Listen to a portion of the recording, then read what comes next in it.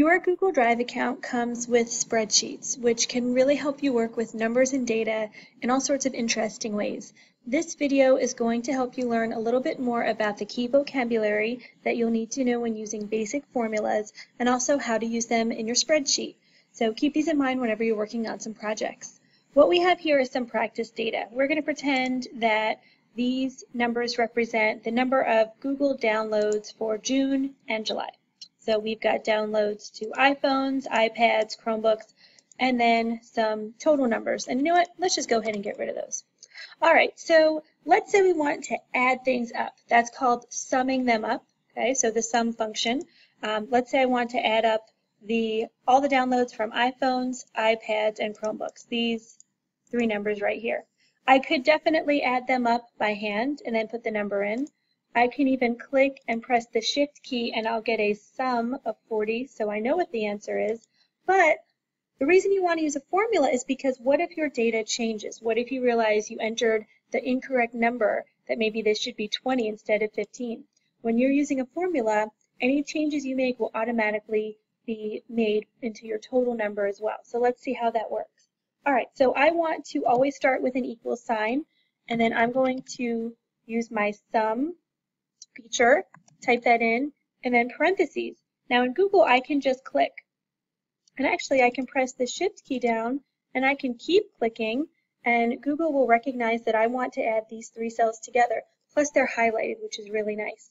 I'm going to put a parentheses to show that I'm finishing selecting all the columns that I want. And now we can see that my total is 40. Here I can see that my formula is up top. Now remember I said I made a mistake and this was actually supposed to be 20 downloads. So if I change that, my sum automatically changes as well. So we'll go ahead and we'll do a sum feature here. And I click. But let's say I don't want to include the iPads in this count. If I press the Control key instead of Shift and then click here, look what happens, C4, C6. Okay, put my parentheses around the end and press Enter. Okay, so that one only added up the 2 and the 6. Again, let's say I made a mistake and this was supposed to be 4. My number automatically changes. Now, let's say I really did want to add all these up together. I can double click and go back and do my formula again. So I can press the Shift key, hold it down, C4, C6. That basically means we're going in order, making a list, C4, C5, and C6. All right, so now we've got our sum formulas practiced. We're going to try a few other things as well. Let's say you have a really long list of data and you need to find the largest or maximum number.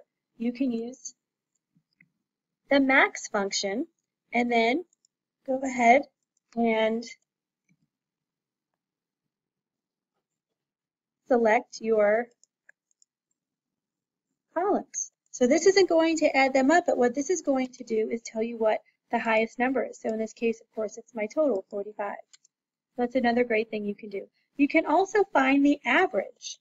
So if I press my equal sign and then average, parentheses, I just want the average of these three counts. It'll tell me that it's 15, which is very helpful depending on what you're trying to do.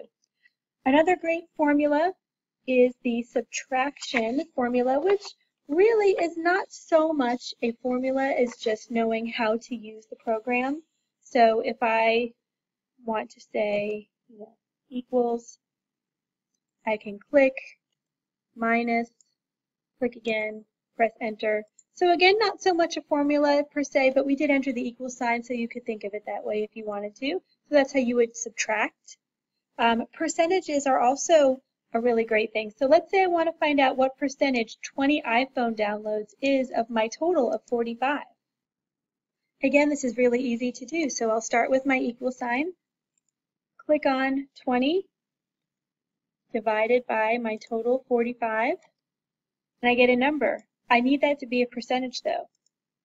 Here I can see that the iPhone's downloads were 44% of the total downloads for June.